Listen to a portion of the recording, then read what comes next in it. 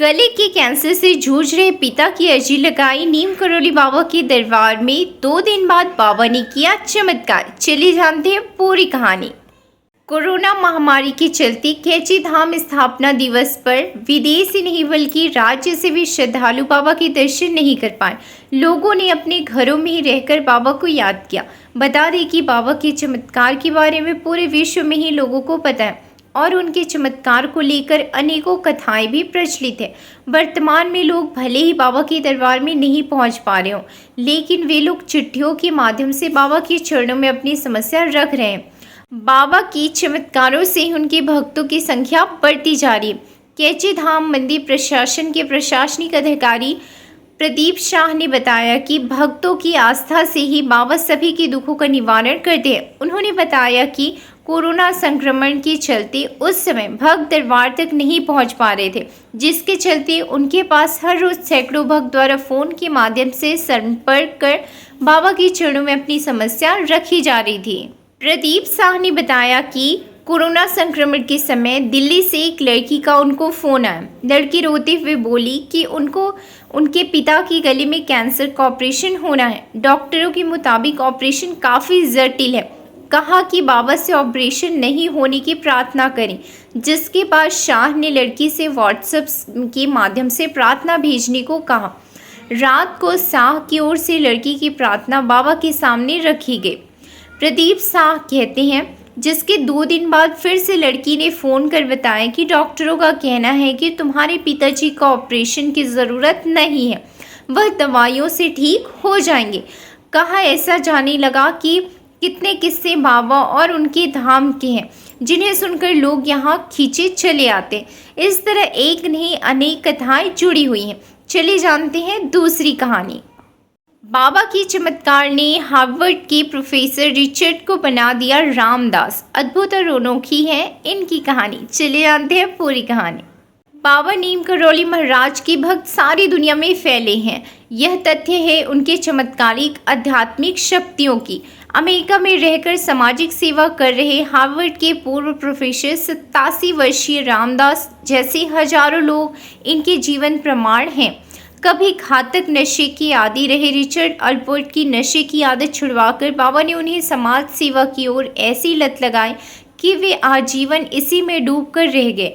Richard को रामदास नाम से ही बाबा बुलाया करते थे। रामदास ने स्वयं तमाम लेखकों साक्षात्कारों में बाबा से जुड़े अनुभवों का उल्लेख किया है। 1931 में जन्मे रिचर्ड 1967 में पहली बार भारत आए थे। तब वे हार्वर्ड विश्वविद्यालय इंग्लैंड में साइकोलॉजी के प्रोफेसर थे और मनुष्य को नशे देने वाले रसायनों व घातक नशे खासकर LSD और सिलोसिबिन के प्रभाव का अध्ययन कर रहे थे। अध्ययन के लिए वे स्वयं भी LSD का सेवन करते थे। रिचर्ड में आध्यात्म के प्रति भी रुझान था। वे नशे व आध्यात्म के बीच सामंजस्य की तलाश में थे। इसी अध्ययन के लिए वे भारत आए और कुछ समय बाद उनकी बाबा से मुलाकात हुई। रामदास ने वर्णन किया है कि वे बाबा से इस बारे में चाह कर भी बात नहीं कर पा रहे थे।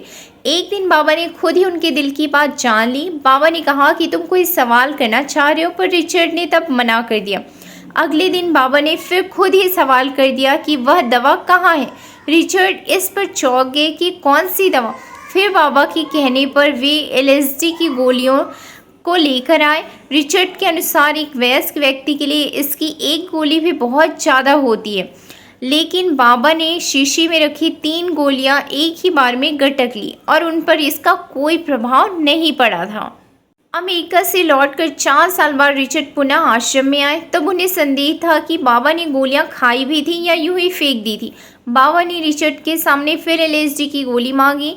रिचर्ड ने इस बार उन्हें 4 गोलियां दी, जिन्हें बाबा ने उन्हें दिखाते हुए जीभ पर रखकर एक एक कर पानी के साथ गटक लिया। इसका बाबा पर भी कोई असर नहीं हुआ। उस उदाहरण से दरअसल बाबा ने रिचर्ड को यह संदेश दिया कि इस नशे में कुछ नहीं रखा है।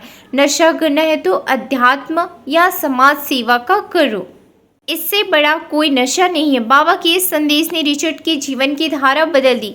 दीक्षा पाने के बाद बाबा ने रिचर्ड को रामदास नाम दिया। रामदास ने हनुमान फाउंडेशन और सेवा फाउंडेशन नाम की संस्थाओं के माध्यम से भारत व नेपाल में अंधता निवारण ग्वाटेमाला के गरीब किसानों की मदद करना, दक्षिण अमेरिकी भारतीयों के स्वास्थ्य की बेहतरी सहित आध्यात्मिक शिक्षा के लिए अपना जीवन जो है वो समर्पित कर दिया। मृत्यु के बाद भी नीम करोली बाबा की चमत्कार जो हैं वो प्रचलित है। नीम करोली बाबा, जिन्हें नीम करोली बाबा के नाम से भी जाना जाता है, भारत के एक अद्वितीय आध्यात्मिक गुरु थे, जिनका इस दुनिया से चले जाने के बाद भी गहरा प्रभाव बना हुआ है। हे गाइस, आप भी किसी समस्या से जूझ रहे हैं और आपको हनुमान जी पर श्रद्धा और भक्ति है, तो आप नीम करोली बाबा के दरबार में जाकर अर्जी लगा सकते हैं।